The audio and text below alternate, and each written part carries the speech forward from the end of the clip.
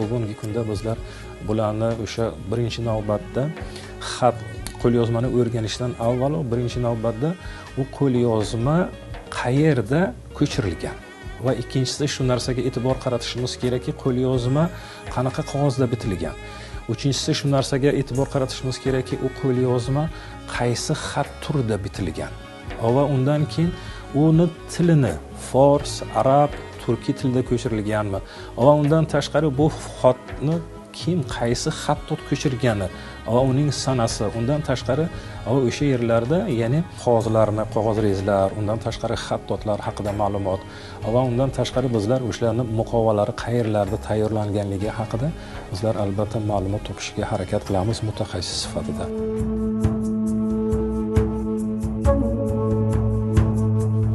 Buxoroda azaldan ma'rifat yuksak bosqichga ko'tarilgan. Buni ayniqsa kitobat san'ati namunalarida ko'rishimiz mumkin. Tosh bosmalarni ham o'sha vujudga kelishi bizani o'sha 19-asrda bizani yurtlarimizga tosh bosma asarlar kelgan. Shu tosh bosma asarlarni ham o'sha vujudga kelishi, ularning yaratilishida ham albatta o'sha davrlarda, ya'ni xattotlar beqiyos bularning xizmati katta bo'lgan. O'sha davrlarda Buxoroy sharifda qaysi paytda, ya'ni islom fotihlari kelib 705-yilda Qutayba ibn Muslim tomonidan Buxoroga kirib kelgandan keyin Mavori Nahrda birinchi navbatda tangalarni zarb etish bilan boshlandi. Keyinchalik islom markaziga aylangandan keyin xalqqa, ya'ni Qur'onga bo'lgan ehtiyoj sezildi.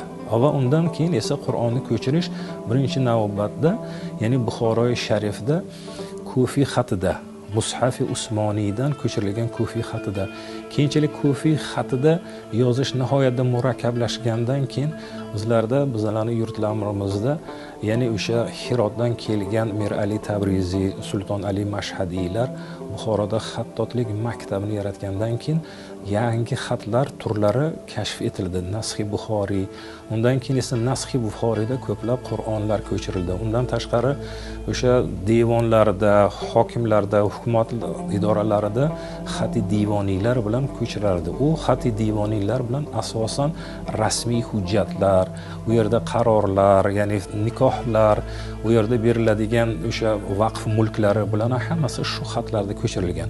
Agar e'tibor qaratgan bo'lsangiz, Buxoroy sharifni o'sha peshtoqlarida, me'morchilik san'atida ko'rsatilgan o'sha bitiklarda asosan suls naqsh sifatida ko'rsatilyapti.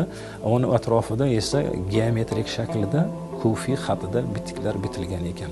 Chunki suls va Kufiy xatida kamdan kam qo'lyozma asarlarni uchratasiz.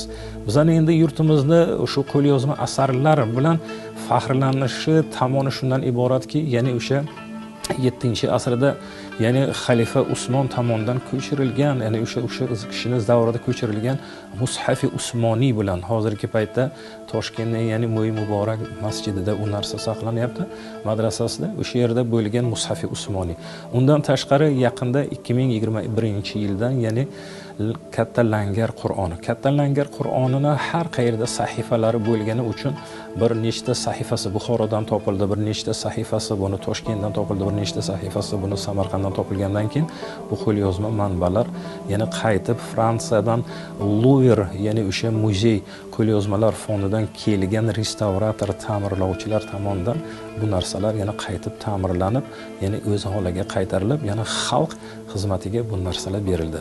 Undan tashqari, ya'ni o'tgan yili 2022-yilda, ya'ni Arabiston Jidda shahrida bo'lgan Binnalidan bizani o'sha qo'lyozma asarlarimiz, undan qolaversa bizani o'sha islom madaniyati va san'atiga bog'liq bo'lgan bizani o'sha noyob kiyimlarimiz, durdona asarlarimiz, undan tashqari qanchadan qancha xalqlarimiz tomonidan yaratilgan ana shunday madaniy meros narsalarimiz ko'rgazmasi bo'lib o'tdi.